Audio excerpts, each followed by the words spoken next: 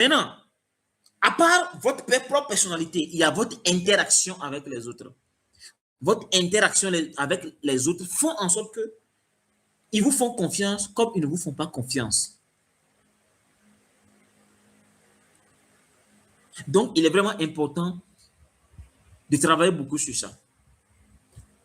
Les amis, est-ce que vous êtes là avec moi? Est-ce qu'on est ensemble? Alors, est-ce que vous êtes quelqu'un de réservé? Est-ce que vous êtes quelqu'un de très accessible? Est-ce que vous êtes quelqu'un de réfléchi? Est-ce que vous êtes quelqu'un de cohérent? Est-ce que vous êtes quelqu'un qui aime raconter des anecdotes pour pouvoir...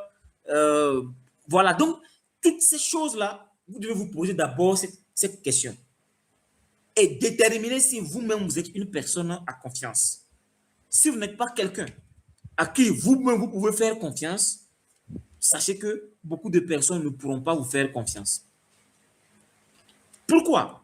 Parce que quand je décide, moi, de te faire confiance, toi, je deviens vulnérable.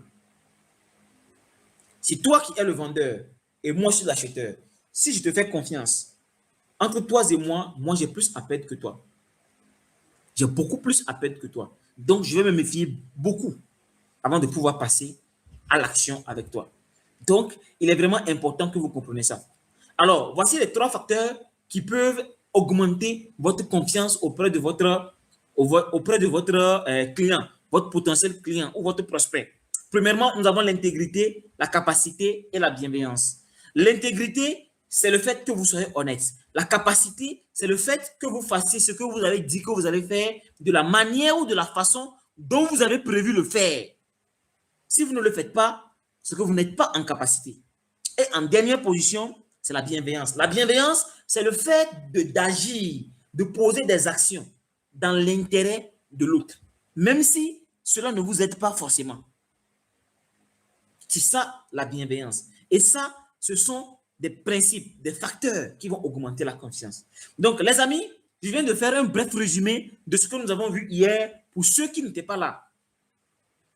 Et ça, c'est vraiment important. Alors, je vais partager rapidement une statistique avec vous. Et cette statistique, ça dit quoi?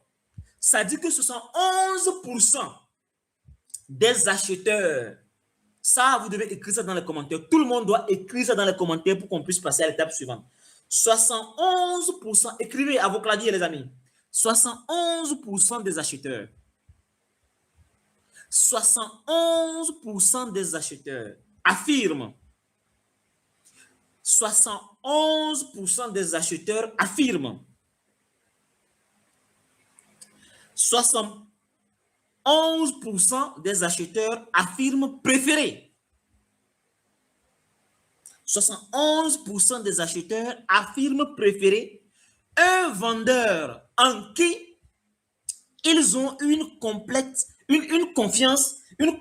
confiance.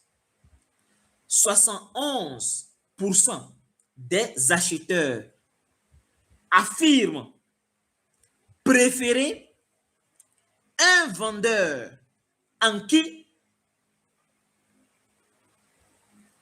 ils ont une complète confiance. Plutôt qu'un vendeur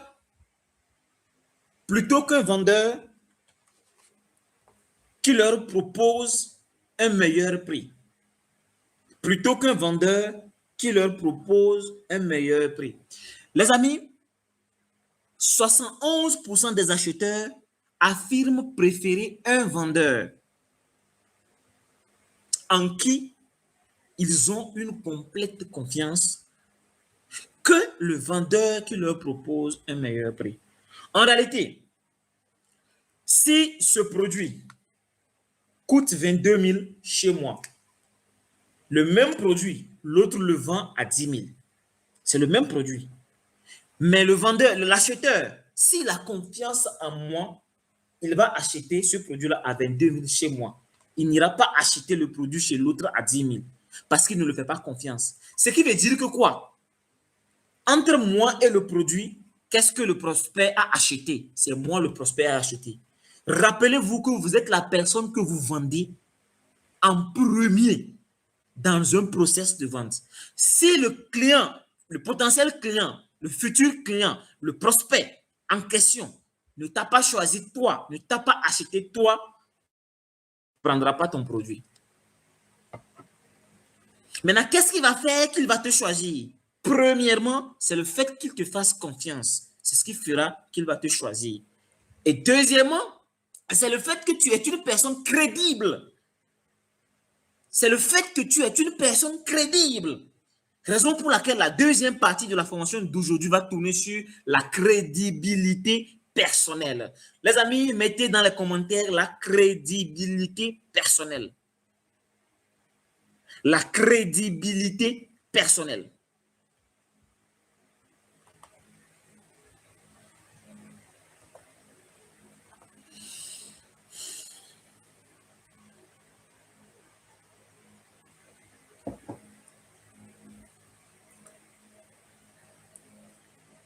La crédibilité personnelle.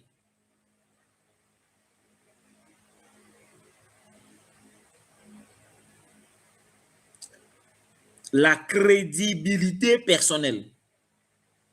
Mais est-ce que vous êtes crédible, les amis? Est-ce que vous êtes crédible? Est-ce que vous êtes crédible? Dites-moi, est-ce que vous êtes une personne crédible? Parce que si vous n'êtes pas crédible, vous allez rater les ventes. Et vous allez venir dire que non, leader, bon, j'ai appliqué tout ce que tu m'as montré, ça n'a pas marché, les prospects n'achètent pas. Oui, il n'a pas acheté chez toi, mais il est parti acheter le même produit chez l'autre. Oui, je l'ai même fait une réduction, mais il n'a pas pris les produits avec moi. Oui, parce que tu n'es pas une personne crédible. Le même produit, il a acheté sans réduction chez ton concurrent. Voilà un peu ce qui se passe.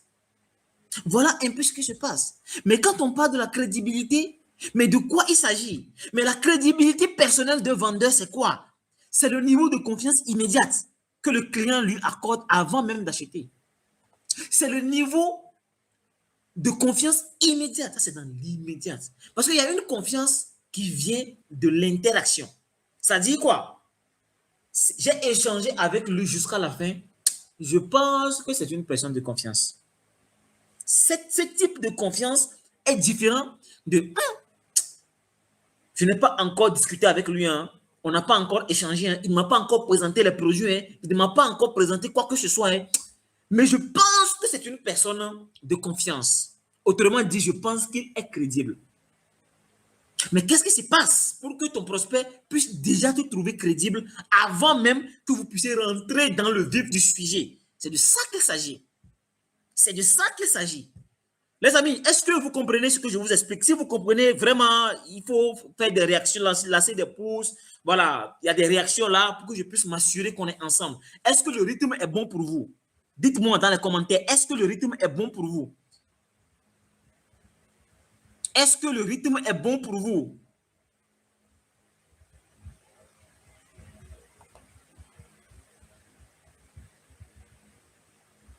Est-ce que le rythme est bon pour vous? Alors, les amis, la crédibilité personnelle, c'est la combinaison entre ce que tu es, ce que tu dis et ce que tu fais. La crédibilité personnelle, c'est cette combinaison entre ce que tu dis, ce que tu es, ce que tu dis et ce que tu fais. Est-ce qu'il y a concordance entre ce que tu es, entre ce que tu dis et ce que tu fais? S'il n'y a pas une concordance, c'est que tu n'es pas une personne crédible. C'est que tu n'es pas une personne crédible. Donc, les amis, la crédibilité, elle est très, très importante. Alors, la crédibilité, ça vient d'abord de votre propre personne. Ça vient d'abord de votre propre personne, de votre caractère. Mais, comme ici, la crédibilité dans la vente, ici, c'est le fait même qu'on vous fasse confiance avant même que vous ne rentrez dans le vif du sujet. Alors, le prospect en question ne sait pas encore qui tu es. Mais déjà, les premières phrases, les premiers mots que tu vas prononcer, que tu vas dire, fera en sorte qu'il te fera confiance directement ou non. Alors, en tant que vendeur, quand tu rencontres un prospect, quand tu pars rencontrer un prospect en entretien, ou bien tu appelles un prospect au téléphone, ou bien tu échanges avec un prospect à travers des SMS, à travers des messages vocaux, il y a beaucoup d'erreurs que les gens font au début et qui font en sorte qu'ils perdent leur crédibilité. Avant même de commencer par parler du problème du prospect, des produits que vous avez à vendre, le fait de montrer comment est-ce que votre produit va commencer par lui donner les bienfaits et tout, avant même vous perdez vraiment votre crédibilité. C'est parce que les premiers mots que vous employez, les premières phrases que vous dites ne vont pas en votre faveur. Les amis, est-ce que vous comprenez ça? Est-ce que vous comprenez ça? Donc, nous allons travailler ici sur votre crédibilité. Parce que votre crédibilité, en termes de ce que vous êtes, c'est à vous de travailler ça. Mais votre crédibilité, en termes de ce que vous dites, ça vous pénalise et ça pénalise énormément de personnes. Un exemple très simple. Imagine, je vends ce produit, ou je vais prendre carrément ce produit-là. Je vends ce produit, c'est de l'eau. Et que le prospect me contacte. Quand le prospect me contacte, je commence par lui envoyer des messages. Oui, bonjour monsieur. Bon, je vais commencer par lui parler un peu de l'eau. Voilà, quel problème il a? Est-ce qu'il a un souci particulier? Voilà, est-ce que voilà, on lui a prescrit de l'eau voltique à l'hôpital? Voilà, bref, tout ce que vous avez l'habitude de faire au début. Généralement, la manière dont vous discutez avec les prospects sur Internet, en présentiel, ça leur donne l'impression que vous avez un speech que vous êtes en train de dérouler. Et quand vous commencez comme ça, il se dit, lui là, il est venu pour prendre mon argent. Il est venu pour prendre mon argent. Il est venu pour prendre mon argent.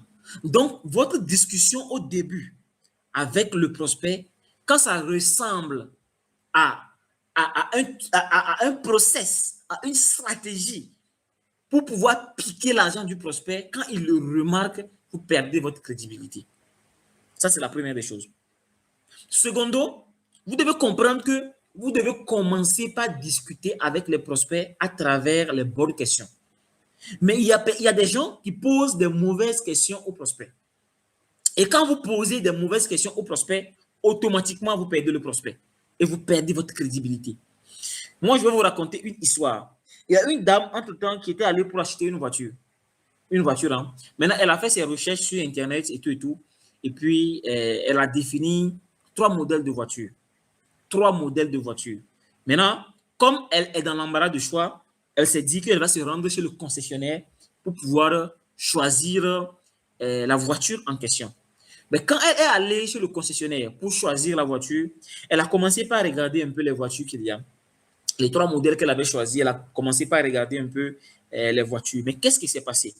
Il y avait eu un vendeur qui est venu pour pouvoir l'assister, pour pouvoir l'aider à choisir la voiture. Ce qui veut dire que le concessionnaire, c'est un vendeur. Il est venu pour vendre la voiture à un prospect, à la dame en question. Est-ce que vous me suivez? Alors, quand la dame a vu la voiture et que la dame s'est arrêtée auprès de la voiture en question, le monsieur, il est venu, il a dit, ah, c'est ce modèle que vous voulez choisir.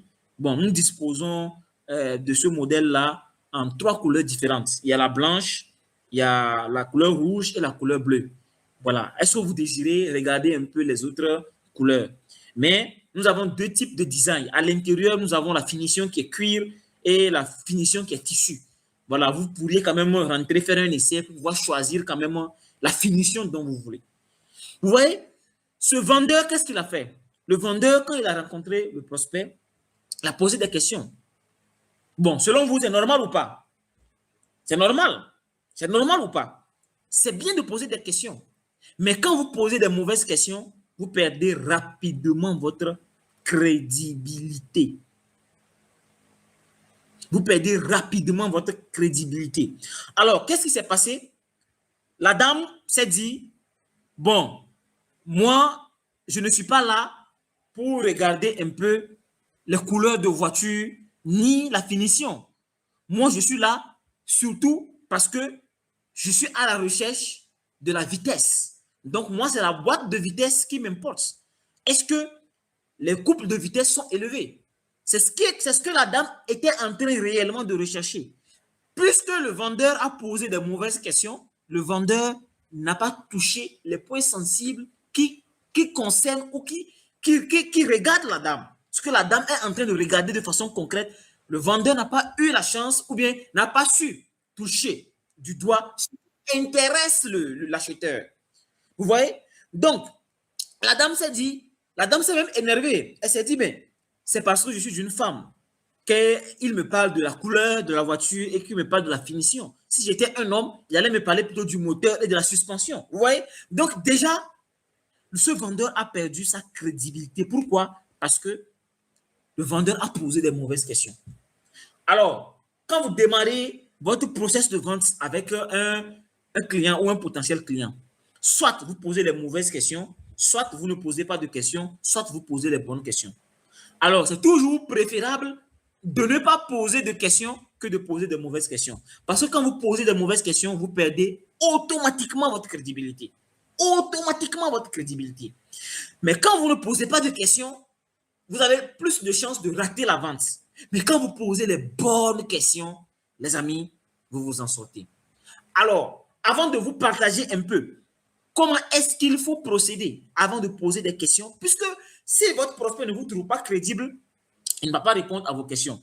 Dites-moi dans les commentaires, est-ce que ça vous arrive que vous lancez peut-être des campagnes publicitaires, un prospect vous contacte, vous l'écrivez, il ne vous répond plus. Vous l'avez laissé un vocal, il n'a pas répondu. Vous l'avez laissé un message, il n'a pas répondu. Vous l'avez laissé encore deuxième message, il n'a pas répondu. Vous l'avez écrit 3 jours après, il n'a pas répondu. Une semaine après, il n'a pas répondu. Un mois après, il n'a pas répondu. Et jusqu'à aujourd'hui, votre prospect ne vous répond pas. Est-ce que ça vous arrive? Est-ce que ça vous arrive de chercher à rencontrer un prospect qui refuse le rendez-vous? Est-ce que ça vous arrive? Voilà, plusieurs fois. Oui, parfois. D'accord. Vous voyez, c'est parce que dans ces différents cas, la probabilité est très forte que vous n'avez pas été crédible en face de votre prospect. Pour votre prospect, vous n'êtes pas une personne crédible. La probabilité est très forte que cela soit le cas. C'est la raison pour laquelle vous n'avez même pas eu la chance même de présenter vos produits, mais vous avez déjà perdu la vente parce que la crédibilité personnelle est mise en jeu.